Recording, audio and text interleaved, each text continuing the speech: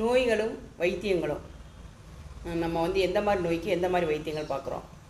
சின்ன நோய்க்கு கூட ஒரு பெரிய ஒரு வைத்தியம் பார்க்குற ஒரு சில மனிதர்களோட குணங்கள் உண்டு. ஹாஸ்பிட்டலில் போய் ஒருத்தவங்களுக்கு வைத்தியம் பார்க்க போயிருக்கோம். போகும்போது அவங்க என்ன சொல்கிறாங்க, டாக்டர் இவங்களுக்கு வந்து மஞ்சக்காமல் அட்டாக்காக இருக்குது, அதனால் ஒரு 5 வகையான ப்ளட் டெஸ்ட்டும் ஒரு ஸ்கேனு ஒரு எக்ஸ்ரே இதை பூரா கம்ப்ளீட்டாக எடுத்துகிட்டு வாங்க, வந்ததுக்கப்புறம் பெட்டில் அட்மிட் பண்ணணும், அட்மிட் பண்ணி 50 பாட்டில் குளுக்கோஸ் ஏற்றணும் இப்படின்னு ஒரு டாக்டர் வந்து பெரிய லிஸ்ட்டாக போட்டு ஒரு ஏழையின் கையில் கொடுக்குறாங்க. அதை வாங்கின அந்த ஏழையாக இருக்கிறவங்களுக்கு மஞ்சக்காமலை காட்டிலையும் லிஸ்ட்டை பார்க்கும்போது படப்படப்படப்படன்னு கண்ணெல்லாம் சுற்றிருச்சு. என்னடா இது, இதுக்கு வைத்தியம் பார்க்குறதா, இதுக்கு செலவு செய்கிறதா, இது என்னடா பண்ணுறதுன்னு ஒரே குழப்பம் அவங்களுக்கு. என்ன செய்ய, ஒரு ஜிஹெச்சில் போய் பார்ப்போம்னு நினச்சா அதை ஒருத்தவங்க பயமுறுத்தி விடுறாங்க. ஐயோ ஜிஹெச்சுக்கு போனேன்னா அவ்வளோதான், மருந்தேத்தியே ரொம்ப சேதப்படுத்திடுவாங்கன்னு சொல்லி ஒரு பயமுறுத்தல்.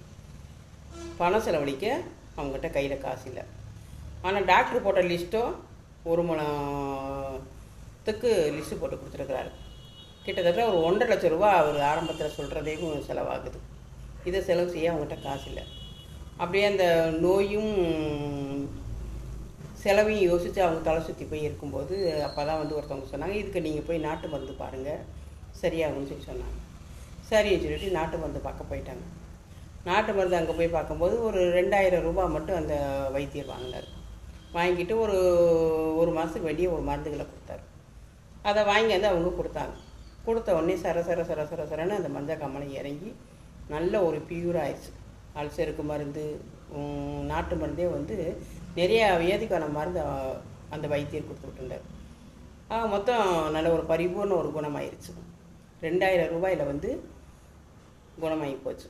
இது அறியாமல் இருந்தோம்னா போய் அந்த டாக்டர்கிட்ட 1.5 லட்சத்துக்கு மேலே செலவழிச்சிக்கிட்டே இருக்க வேண்டியதான். அதனால் வந்து நோய் இருக்குன்னா அதுக்கு ஒரு சிறிய பாதை இருக்கும். அந்த பாதையை கண்டுபிடிச்சி அதில் போய் நம்ம சரி பண்ணிக்கணும். பெரிய அளவுலலாம் டாக்டர் தேடி ஓடக்கூடாது. சின்ன அளவுலேயே சரி பண்ணிக்கக்கூடிய ஒரு சூழ்நிலை இருந்துச்சுன்னா அதை போய் பார்த்து நம்ம சரி பண்ணிக்கணும். ஓகேங்களா?